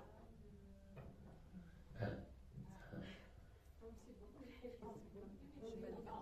Ah oui, je disais qu'on parlait beaucoup donc, de l'accompagnement jusqu'à la fin de vie. Voilà, moi je suis en formation aussi pour ça. Et je voulais avoir un peu pas des explications, mais un ressenti par rapport à l'accompagnement après la mort. Non, pour la personne décédée. L'accompagner dans l'au-delà. Alors, moi j'utilise le mot passeur d'âme via un texte de Freud qui dit qu'il cite un passeur d'âme. Depuis 10 ans à peu près, beaucoup se disent passeurs d'âme en disant qu'ils décollent, qu'ils voient des choses, etc. Ce qui est possible, il n'y a pas de souci. En concerne Éric Dudois, lui, il voit bien qu'on est attendu. Ça, je le vois. J'ai une modification de ma conscience qui me permet de dire, ben, je vois bien qu'on n'est pas tout seul quand on meurt. Qu'il y a toujours Jacqueline, ben, il y avait sa sœur, elle était là. Et donc elle n'était pas toute seule. Et moi, en tant qu'Éric Dudois, ce que je fais, c'est de toujours être le plus juste possible en sachant que l'amour, c'est une dimension de l'espace-temps. Et donc je prends soin de l'autre, même s'il est mort. Après, je dis toujours, à l'autre côté de la pièce, de s'occuper de l'autre côté de la pièce. Parce que moi, je ne sais pas. Après, il y a des êtres humains qui savent faire. J'ai eu des expériences où j'ai su faire. J'ai écrit. Ce qui m'a valu quelques moqueries à l'université, vraiment. Et il y a des moments où on m'a parlé de l'autre côté. Alors je peux en parler avec vous, mais est-ce pour autant que cela fait article de loi? Non. C'est juste l'expérience, mais que tout le monde fait lorsqu'il est en soins palliatifs. Enfin, je ne pense pas être la seule personne. On a parlé du père Brune, on a parlé de plein d'autres gens. Il y a plein de gens qui font cette expérience-là. Il suffit simplement d'arrêter l'appareil à penser les pensées. Si vous mettez tout ça au calme, vous êtes bien. Il y a des choses qui vont arriver. Moi, c'est le Frésia, vous, ça sera autre chose. Ils vous préviendront. Et ce qui est certain, c'est que, peut-être, avant je m'arrête, peut-être vous connaissez Christiane Singer. Ben, si vous lisez son dernier livre qu'elle a fait en 2007, juste avant de mourir, donc Fragment d'un long voyage, ben, vous n'avez plus besoin de faire un début.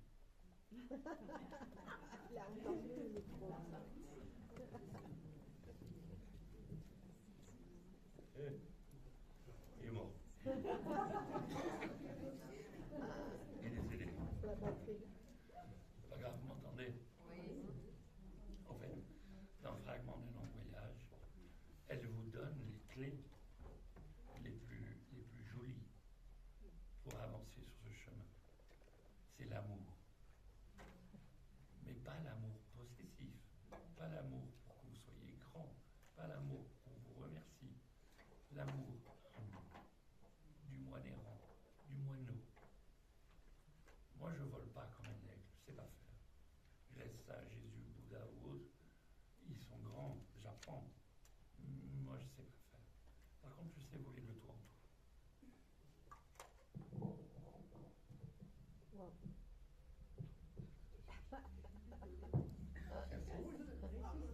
Oh, un magicien. Allô? Oui.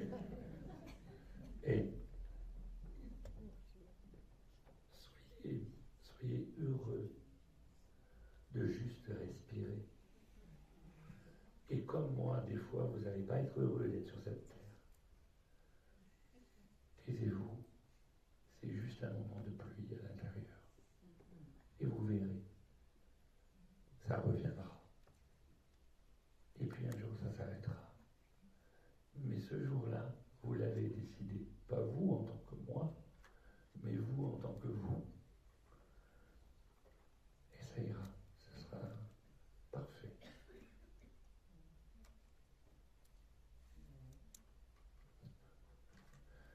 Moi, dans ma vie, j'ai fait une décision à un moment donné. Je suis théologien, donc j'ai appris le grec, l'hébreu, et je sais qu'on nous a menti, c'est bon. Mais on nous a aussi dit de belles choses. Et j'ai fait le choix de continuer à voyager ma vie avec un être que j'aime beaucoup, il s'appelle Yeshua. C'est mon choix. Et avec lui, je traverse 1000 misères. Avec lui, je pousse toutes les portes. Avec lui, je peux être moi. Parce que je ne suis pas encore assez grand pour avancer tout seul.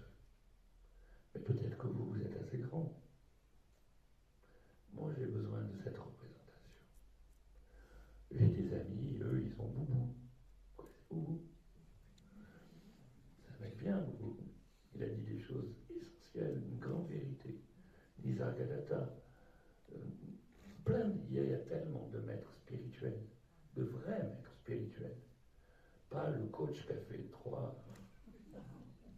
alléluia, ou le psychologue, pareil, pas maître spirituel. Eh bien, vous pouvez choisir, mais consciemment, voilà, d'être en accointance avec. Ou Marie, pourquoi toujours les hommes? Des gens ont eu le truc quand même. Hein? Voilà. Marie, moi c'est Marie. Ah. Marie. Comme ça, vous êtes en accord avec le pape.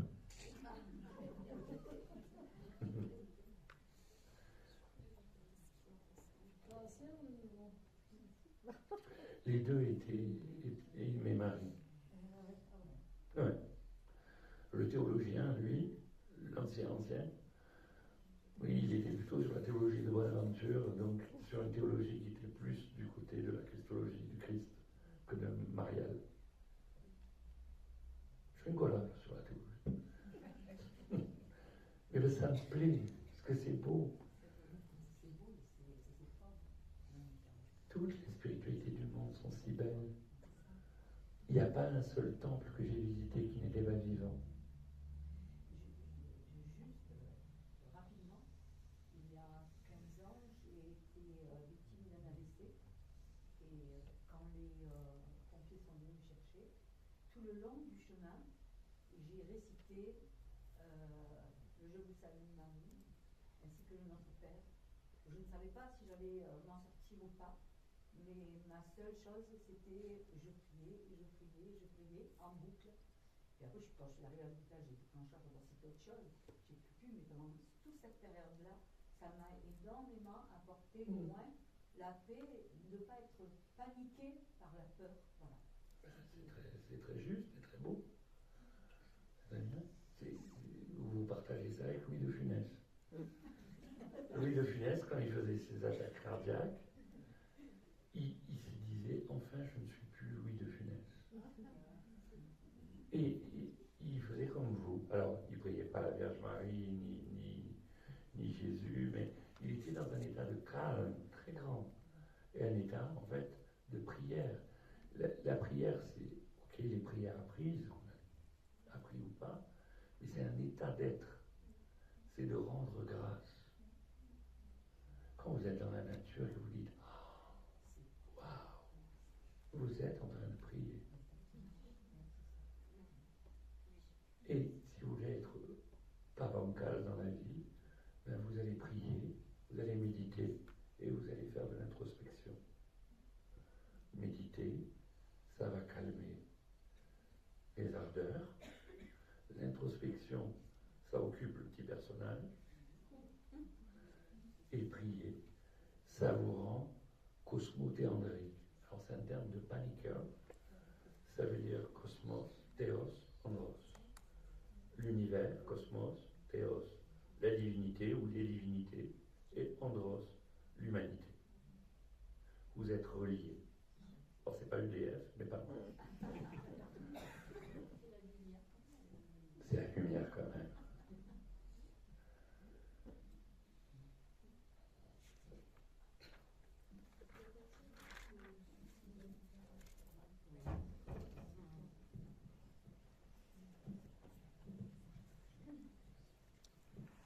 Les personnes qui mettent leur jour volontairement,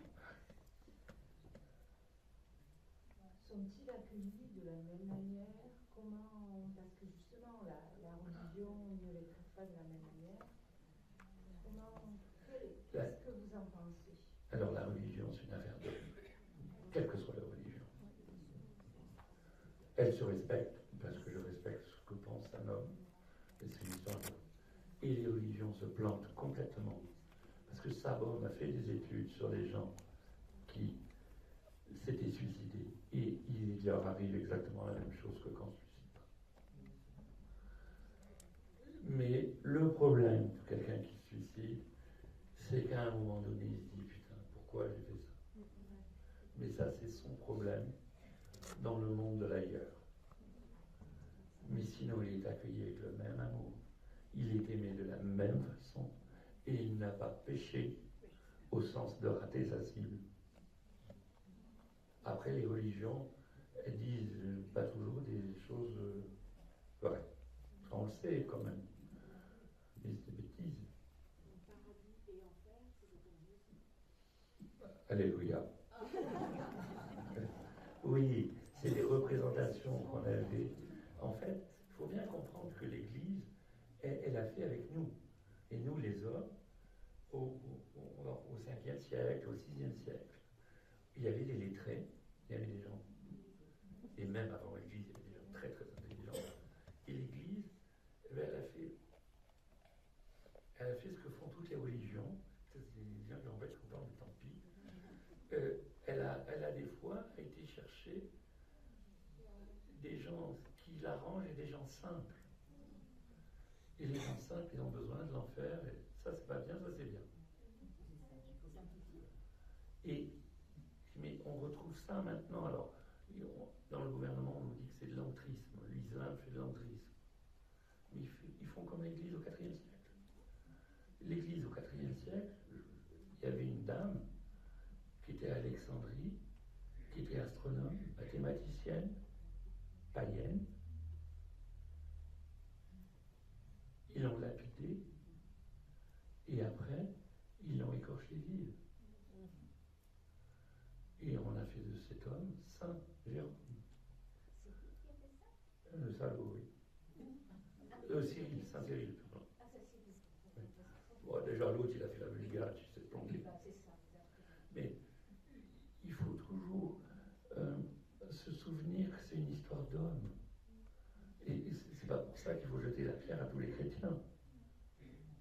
C'est juste, à un moment donné de l'histoire, comme à un moment donné de l'histoire, on s'est dit, parce que les curés sont comme ici, ils se sont dit, s'il y a moyen de faire une monnaie, je vais te faire payer tes péchés. Et puis il va y avoir l'Inquisition.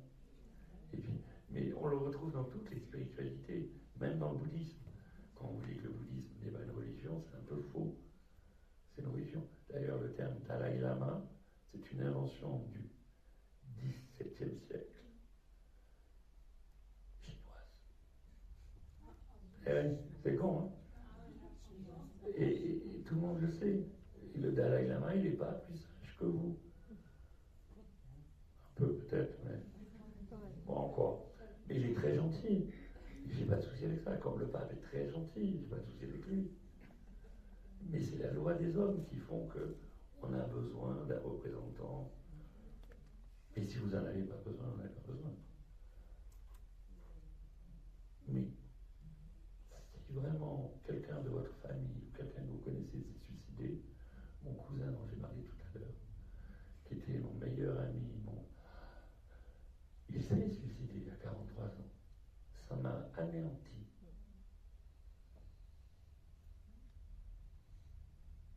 Mais c'est son droit. Et c'est même pas, quand je dis ça, c'est con. C'est comme ça. C'est pas un droit.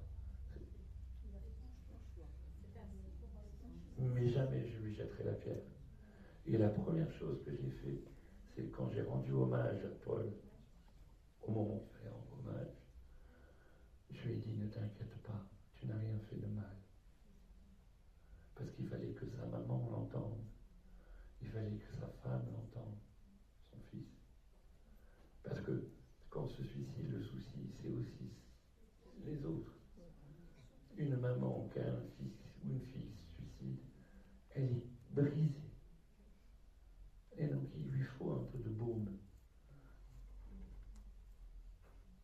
Et quand on peut donner un peu de baume, il faut le donner. Et personne va en enfer. Oh monsieur, là, il dormait un peu tout à l'heure, je suis pas sûr. Il rêvait, il était à la maison. On s'arrête là? Quand on est sur les dualités, donc là aussi par rapport à la spiritualité, mais au-delà des religions, comment on fait quand on est un universitaire pour amener un petit peu de spiritualité à l'université et être accepté avec cette particularité? C'est quelque part qui est. À un moment, il y avait quand même vraiment un clivage de science spirituelle. Voilà. Il n'existe plus maintenant parce que ça fait 30 ans que j'y travaille. C'est-à-dire que je pense vraiment que je suis venu dans ce monde pour ça. Alors, ça ne fait pas de moi un super type, hein. Il y en a d'autres. Mais à l'université, que ce soit en médecine ou que ce soit en psychopatho, maintenant, mes collègues m'ont même donné une unité de valeur, ce qu'on appelle une unité de valeur, en M1 et M2, donc en Master 1, Master 2, où j'enseigne ce que je viens de vous dire là. C'est-à-dire que c'est enseigné à la fac. Je leur enseigne les chakras, la psychologie transpersonnelle, la psychologie intégrative, et il y a aussi. Et mes confrères, je leur dis, si vous refusez d'ouvrir les yeux, vous n'allez rien comprendre. Parce que le monde bouge. Et le monde avance. Le monde chrétien de quand je suis né, 66, n'est pas le même que le monde chrétien maintenant. Ou le monde laïque. Et l'université, normalement, ça veut dire unie dans la diversité. Ça ne veut pas dire dogmatique. Ça l'a été. Il faut qu'on s'ouvre. Et vous avez raison d'appuyer là-dessus. À l'université, et j'ai ce travers-là, parce que je la regarde, dès que quelqu'un cherche quelque chose sur Google, je lui dis, pourquoi tu cherches quelque chose sur quelque chose qui n'a pas de vérité? Va sur Google Scholar, au moins c'est scientifique. Mais on le sait depuis le Covid-19, que même les choses scientifiques, elles passent à la trappe. Il y a eu un article de Nature qui a été rejeté après. Il y a eu un article qui a été rejeté après, alors qu'il disait des choses fausses sur des revues les plus importantes. Et ça, c'est embêtant, mais c'est vrai que ça existait. Merci pour cette réponse. Merci à vous pour la question. Excusez-moi, est-ce que je peux vous poser une dernière question? Vous pouvez. Après, je pars en cavale. Je vous la pose parce qu'en fait, on a des connaissances en commun, c'est pour ça que je suis là. Si je vous dis David et Nathalie, vous devez savoir de qui je parle. La maison du Point Rose, du coup. Ah oui. Voilà. Vous n'avez pas développé au sujet de l'euthanasie. Moi, je suis extrêmement perturbée par la décision qui a été prise au niveau du gouvernement. Vous avez œuvré, je sais, avec les parents qui ont été confrontés à ça. Et j'aurais voulu connaître votre avis sur cette décision qui, du coup, ne s'applique qu'aux plus de 18 ans et qui exclut les enfants et les adolescents atteints de maladies du coup incurables de cette voie. Je vous la fais bien ou vous voulez une réponse sociale ou une bonne réponse? Votre réponse à vous, sinon je ne serais pas venue. Ah, ils sont cons. Qu'est-ce que vous voulez que j'y fasse? Il faut être con. Ils ont, je ne sais pas, les cliniciens, ils n'ont jamais vu un gosse qui était en train de mourir du cancer. Jamais. Ils n'ont jamais vu l'horreur. Donc on dit des conneries. En même temps, c'est là où il y a le piège avec l'euthanasie, c'est qu'en même temps, ils se disent, parce qu'ils sont dans leurs petits mois, ils n'ont pas fait le travail, ils se disent, on ne peut pas tout autoriser parce que tout le monde va se flinguer. Je ne le pense pas. Je pense qu'il faut faire attention. Je pense que le législateur n'est pas le mieux placé pour dire, peut-être, d'autres sont mieux placés, un éducateur, une infirmière, un médecin, mais pas une personne seule. Un groupe. Et quand ils disent, par exemple, qu'il faut, pour euthanasier quelqu'un, il faut que la personne ait toute sa tête, toutes les démences, qu'est-ce qu'on fait? Qu'est-ce qu'on fait de tous ces gens qui... J'ai vu ma grand-mère ou d'autres ont dû s'enfoncer dans Alzheimer. Je ne dis pas qu'elle voulait mourir, mamie. Mais c'est dur.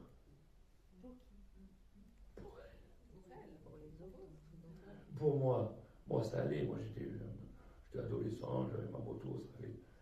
Et, non, mais c'est vrai, on est très égoïstes, nous, les humains. Mais par contre, elle s'est enfoncée. Alors, une fois qu'elle est complètement partie, je ne sais pas ce qui se passe pour elle.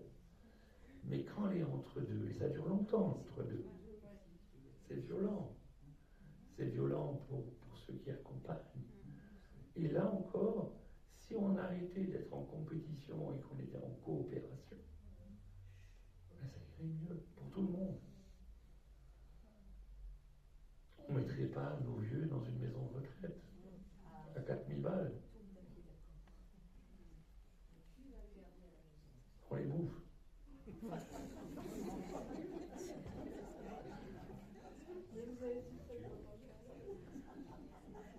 Mais il faut se donner l'autorisation d'être soi. Et il faut donner à l'autre l'autorisation d'être lui. Une personne âgée, contrairement à ce que dit notre monde, c'est pas une personne fragile. Non. C'est une personne âgée.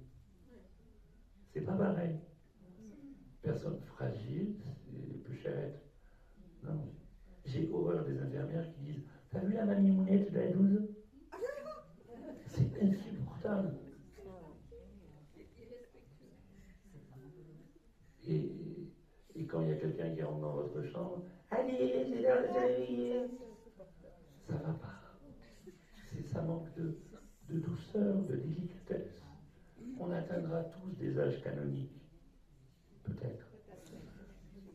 Mais quand on aura tous 90 ans, ou comme Edgar Morin, 102 ans, ben on aura besoin d'aide. Et alors, avec ma pathologie, des fois j'ai besoin d'aide. Et alors, ça ne fait pas de moi un mec fragile.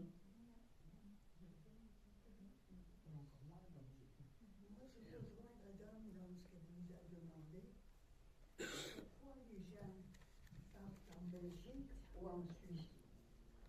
Justement, parce qu'en France, on ne peut pas partir. Quand on a envie de partir dans la dignité, on ne peut pas. Alors les gens partent en Belgique et partent en Suisse. Pourquoi? Parce que ce n'était pas autorisé par la loi. Maintenant, ça va l'être. Mais si vous voulez vous tuer, par exemple, il va falloir aller voir le médecin, le psy. Il faut que ça soit un peu étayé, vous voyez. Il faut un dossier.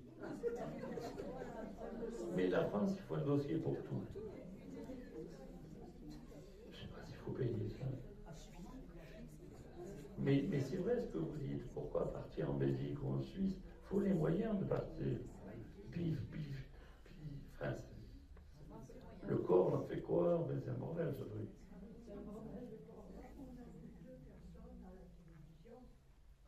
Justement, qui sont partis en Belgique, et une personne qui avait la maladie de Charcot qui est partie en Suisse. C'était un spécialiste des sports. Il a expliqué que 2 fois, il a demandé au gouvernement de partir dans la dignité ici. Ça lui a été refusé. Donc, il est parti en Suisse. Eh bien, c'est inadmissible. Alors, ça, c'est le petit moi qui dit ça. Mais il a raison. S'il a envie d'avoir raison. Mais en même temps, c'est compliqué comme truc. Et à la télé, ils nous disent un peu ce qu'ils veulent aussi. Il y a autant de pour que de contre. C'est très clivant comme truc. Ce qui est sûr, c'est qu'il y a des gens qui n'en peuvent plus et qui ont le droit de demander à mourir. Ça, c'est une certitude. Et il y a des gens qui demandent à mourir, mais ils ne veulent pas vraiment mourir.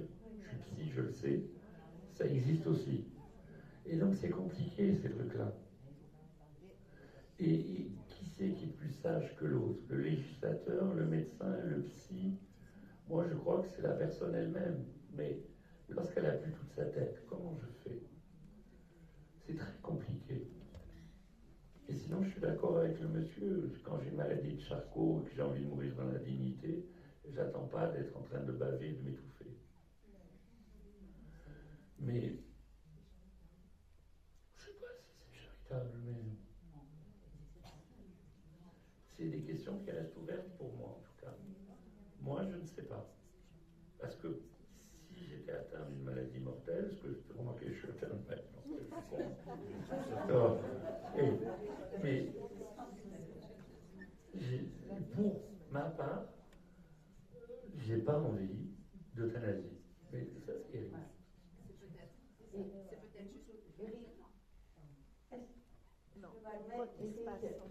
Est-ce que vous ne croyez pas qu'on avait développé, comme on aurait dû le faire depuis 2016, les soins palliatifs?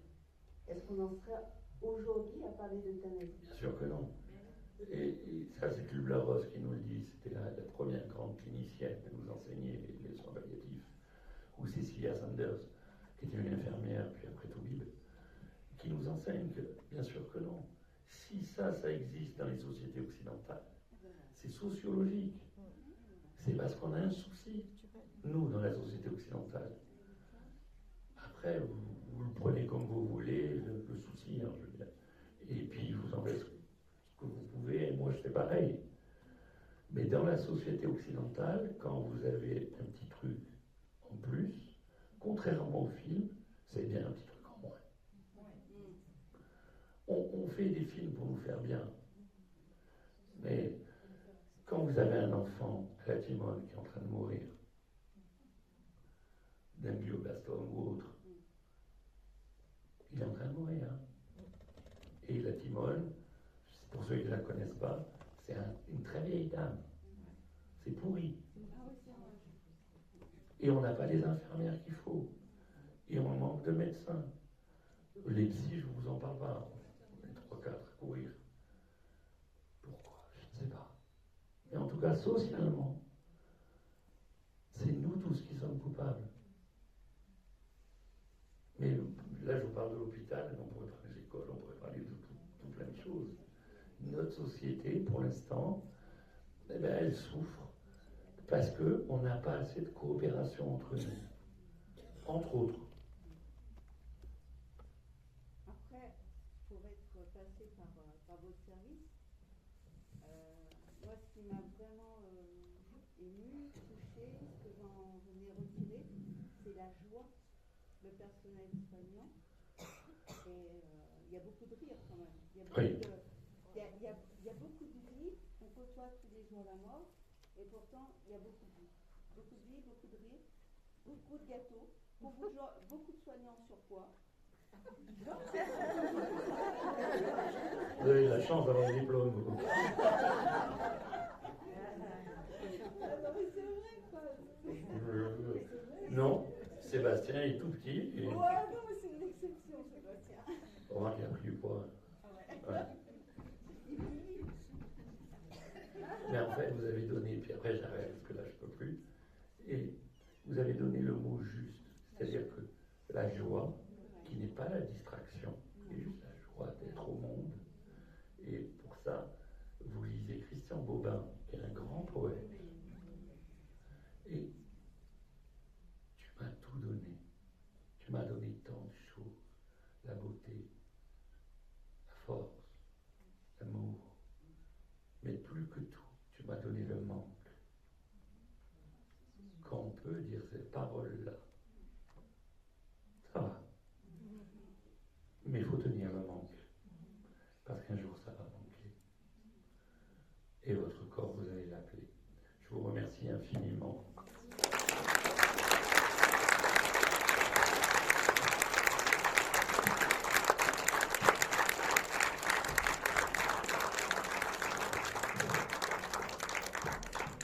Merci Eric pour cette magnifique conférence.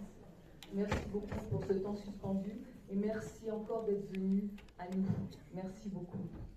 Voilà, il reste quelques livres. Si vous en avez besoin, vous pouvez vous approcher. Et Eric vous dédicacera quelques livres, évidemment. Voilà, donc vous